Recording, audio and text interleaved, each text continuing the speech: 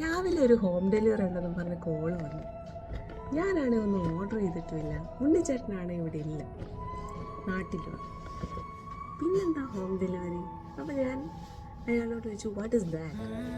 അപ്പോൾ പുള്ളി പറഞ്ഞു, അർജുൻ എന്താണ് സംഭവം? ഇതാണ് ഐറ്റം.